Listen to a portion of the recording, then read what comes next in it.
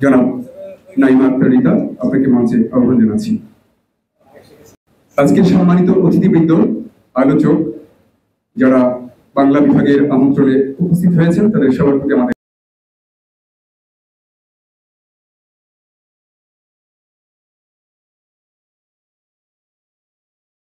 অধ্যাপক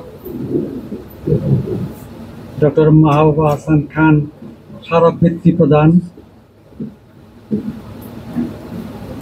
ও সেমিনার সাহিত্য অধ্যয়নে তথ্য প্রযুক্তির প্রাসঙ্গিকতা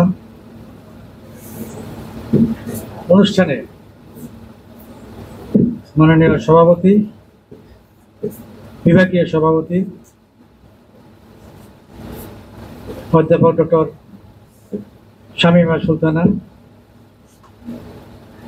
প্রধান বক্তা অধ্যাপক ডক্টর রফিকুল্লাহ খান,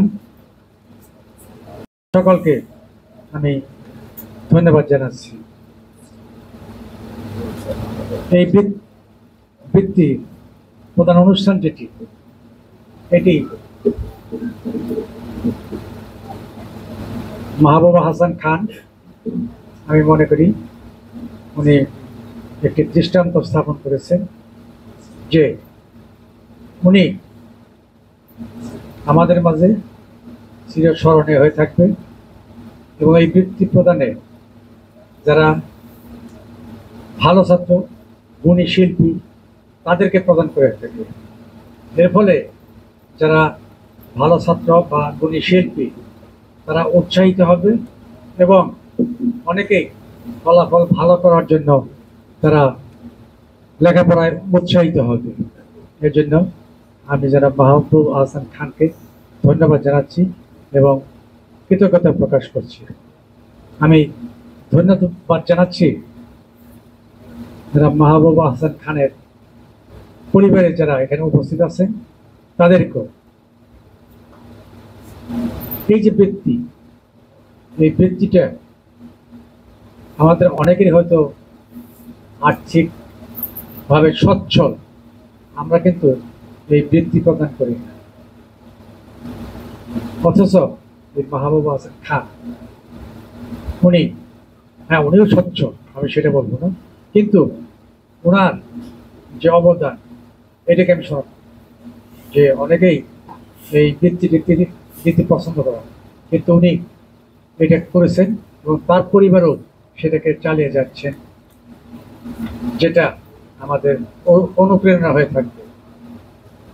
আমি এ বিভাগের অ্যালামনাই যারা আছে তাদের প্রতি অনুরোধ জানাবো, তারাও যেন এরকম বৃত্তি প্রদানের জন্য উৎসাহিত হয় এবং ভালো শিক্ষার্থী যারা পরীক্ষার ফলাফল ভালো করে তাদেরকে বৃত্তি প্রদান করে, এইটা আমি তাদেরকে আহ্বান জানাবো।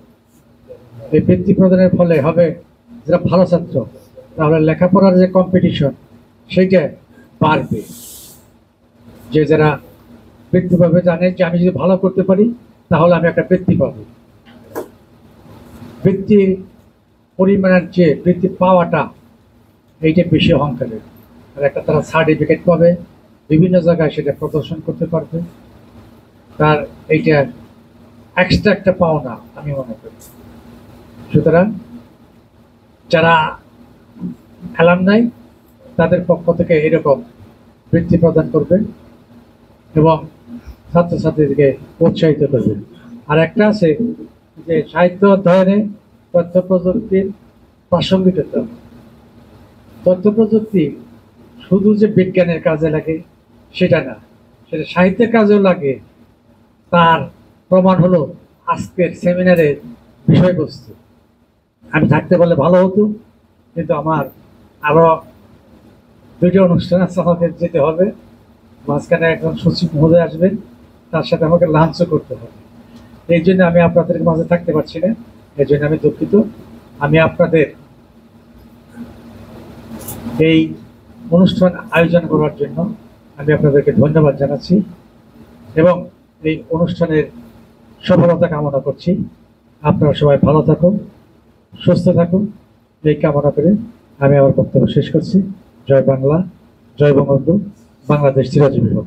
ফ্যাকাল্টিতে এরকম একটি প্রোগ্রাম হচ্ছে প্রথম, এবং এই বিভাগ চেষ্টা করেছে যে অ্যালুমনাইকে সচেতন করে বিভাগের অবকাঠামোগত উন্নয়ন, ক্লাসরুমের উন্নয়ন, নানা অনুষ্ঠানাদি, এবং সর্বশেষ একটি অনুদান দিয়ে বিভাগের শিক্ষার্থীদের একটি বৃত্তি প্রদান করার একটি প্রচেষ্টা নিয়েছে। এবং এই প্রোগ্রামটিকে আরও সার্বজনীন করা এবং প্রচার এবং প্রসারের জন্য বিশ্ববিদ্যালয়ের বিভিন্ন ফ্যাকাল্টির শিক্ষক বৃন্দদের এবং মাননীয় উপাচার্য, ঢাকা বিশ্ববিদ্যালয়ের বাংলা বিভাগের অধ্যাপক উনি উপস্থিত আছেন, এবং প্রাক্তন উপাচার্য এর সাথে উপস্থিত আছেন যারা অনুদান দিয়েছেন, তার বোন এবং সহধর্মিণী। এতে করে এই অনুষ্ঠানটি কিন্তু মহিমান্বিত হয়েছে। বাংলা বিভাগ কর্তৃক আয়োজিত আজকের এই অনুষ্ঠান অত্যন্ত গুরুত্বপূর্ণ। একাডেমিক উন্নয়নের ক্ষেত্রে গুরুত্বপূর্ণ ভূমিকা পালন করতে পারে, এবং মাহবুব হাসান খানের পরিবার এই অর্থটি অন্য কাজে ব্যয় না করে এই বিভাগকে দিয়ে ওনাকে বাঁচিয়ে রাখার যে মানে যে চেষ্টাটা বা যেমন যে মানসিকতাটা, সেটা কিন্তু আসলে প্রশংসার দাবি রাখে। এবং আমি মনে করি যে ওনার সম্পর্কে আরো বিস্তৃত আলোচনা হওয়া প্রয়োজন। মাঝে মাঝে সুযোগ পেলে সেমিনার করে বা তার প্রকাশনা, যেহেতু একাডেমিক লাইনে ছিলেন, তার সম্পর্কে আরো বিস্তৃত আলোচনা হওয়া যেতে পারে। তো সেদিক থেকে আমি এই বিভাগের প্রথম উদ্যোগ এবং ভবিষ্যতে আরো ব্যাপক হারে এটা সম্পন্ন করতে পারবে বলে মনে করি। আমি সকলকে ধন্যবাদ জানিয়ে আমার বক্তব্য শেষ করছি। মাননীয় উপাচার্য মহোদয়, বাংলা ডিপার্টমেন্টের সভাপতি, ডিন মহোদয়, সবাইকে আমার আন্তরিক কৃতজ্ঞতা জানাচ্ছি যে এই ধরনের একটা অনুষ্ঠানে ওনারা উপস্থিত হয়ে আমাদেরকে মানে এখানে কথা বলার সুযোগ দিয়েছেন। মাহবুব হাসান খান, যার ছোট নাম রাজি, আমাদের ছোট ভাই, অত্যন্ত আদরের ছোট ভাই। এই মঞ্চে দাঁড়িয়ে তার সম্পর্কে কিছু বলা আমার জন্য যে কতটা বেদনাদায়ক তা বলাই বাহুল্য। ছোটবেলা থেকেই সে ছিল অত্যন্ত মিষ্ট স্বভাব, মুখে সবসময় হাসি, কিন্তু দুষ্টমিতে ওস্তাদ। পড়ালেখায় ছিল অত্যন্ত মেধাবী। ঢাকার মতিঝিল সরকারি উচ্চ বিদ্যালয়ে ভর্তি হয় ক্লাস 2-তে।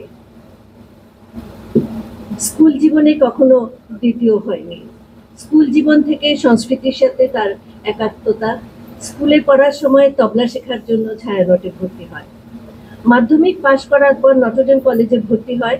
সে সময় থেকে সে ব্যাপকভাবে নানা রকম সাংস্কৃতিক অনুষ্ঠান, বিশেষ করে ছায়ানটের বিভিন্ন অনুষ্ঠানে অংশ নিতে শুরু করে।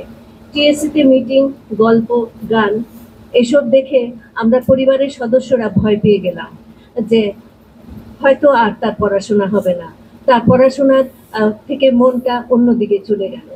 এসব দেখে আমার আব্বাও খুব মানে ভীত হয়ে পড়লেন। আব্বা মানে সবসময় ভাবতেন যে এই বুঝি গেল, মানে সন্ধ্যার পরে আসছে বাসায়, সারাদিন কলেজের পরে সকালবেলা বের হচ্ছে, আসতে আসতে রাত, তার আর কি পড়াশোনা হবে। আব্বার এই উদ্বিগ্নতা দেখে একদিন আমি তাকে জিজ্ঞেস করলাম, কিরে পরীক্ষা কেমন হবে? সে বলল, ভয়ের কিছু নেই, আমি ভালো রেজাল্ট করব। যথারীতি প্রথম বিভাগে পাশ করল। বিজ্ঞান থেকে মাধ্যমিক ও উচ্চ মাধ্যমিক উভয় পরীক্ষায় প্রথম বিভাগ। আমরা পরিবারের সদস্যরা অত্যন্ত খুশি যে এত ভালো রেজাল্ট, এবং আব্বার সামনে গিয়ে হাসি মুখে দাঁড়ালো যে আব্বা পেরেছি তো। এই যে তার হাসি মুখে এই কথাগুলো বলা, আমরা এখনো সে মানে সব জায়গায় তার এই হাসি মুখ, তার এই মানে দুষ্টুমি মাখা হাসি দিয়ে সে যখন তার মানে তার প্রকৃতি, সাহিত্য, সঙ্গীত তাকে আচ্ছন্ন করে রেখেছিল। সাহিত্য, সঙ্গীত তাকে আচ্ছন্ন করে, কিন্তু রাজীব তো একটি নির্দিষ্ট আবহে বদ্ধ থাকার ছেলে নয়। সাহিত্য থেকে বের হয়ে এবং এবার প্রবেশ করলো প্রযুক্তির জগতে। মাত্র 2.5 বছরে পিএইচডি শেষ করলো। শিক্ষার উন্নয়ন, শিক্ষাক্ষেত্রে প্রযুক্তির ব্যবহার, পাঠ্যপুস্তক প্রণয়ন, কত ধরনের কাজ করেছে সে। মনে হয় তার চলে যাবার বড্ড তাড়া ছিল, তাই কত অল্প সময়ে, মাত্র 52 বছর বয়সে সে সব কিছু গুছিয়ে সব কাজ সম্পন্ন করে বিদায় নিল। আমার সাথে তার খুবই ভালো সম্পর্ক, মধুর সম্পর্ক ছিল। ছোট্ট পুতুলের মতো একটি বাবু আজিমপুর ম্যাটারনিটি থেকে বাসায় এলো, তাকে কোলে তুলে নিলাম। সেই থেকে সব সময় আমরা পাশাপাশি থেকেছি। তাকে ঘিরে অসংখ্য স্মৃতি, কখনো রাজীবের বাসায় আড্ডা, কখনো আমার বাসায় আড্ডা, কখনো জুমে আড্ডা। ভাই বোনদের আড্ডায় রাজীব মধ্যমণি। রাজীব ছাড়া কিছুই জমে না। রাজীব আছে, রাজীব থাকবে আমাদের মাঝে।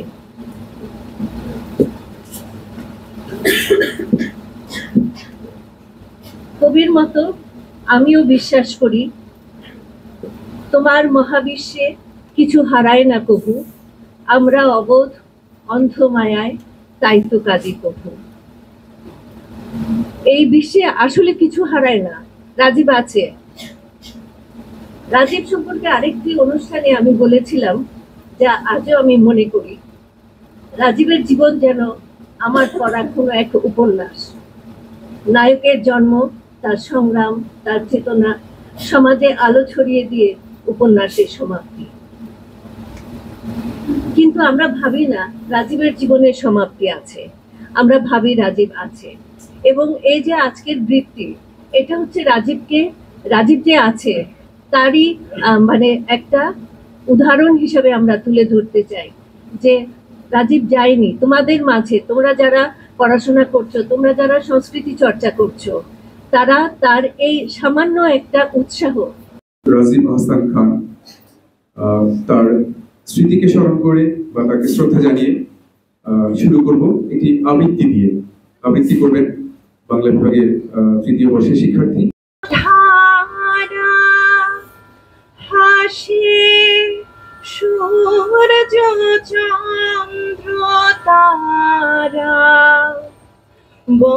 মনোনীত হয়েছে এবং দ্বিতীয় মনোনীত জন মনীষা হক, তো স্নাতকোত্তর শ্রেণীর শিক্ষার্থী। আমি শুরুতে ডেকে নিচ্ছি মনীষা হক, দ্বিতীয় মনোনীত শিক্ষার্থী বৃত্তি পাওয়ার জন্য। মনীষা হক।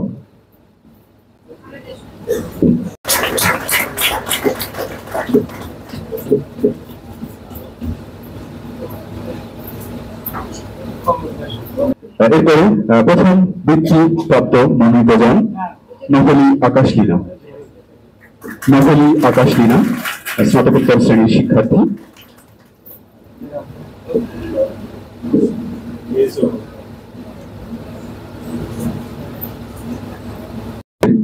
অনুষ্ঠানের সম্মানিত সভাপতি, বাংলা বিভাগের বিভাগীয় সভাপতি।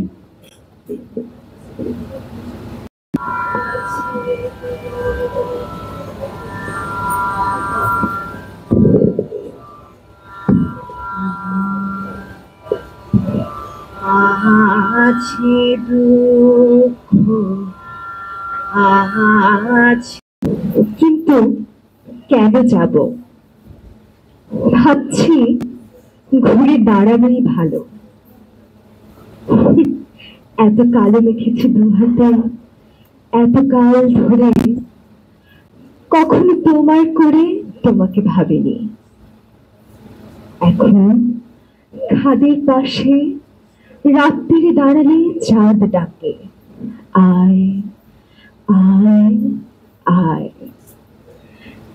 এখন গঙ্গার তীরে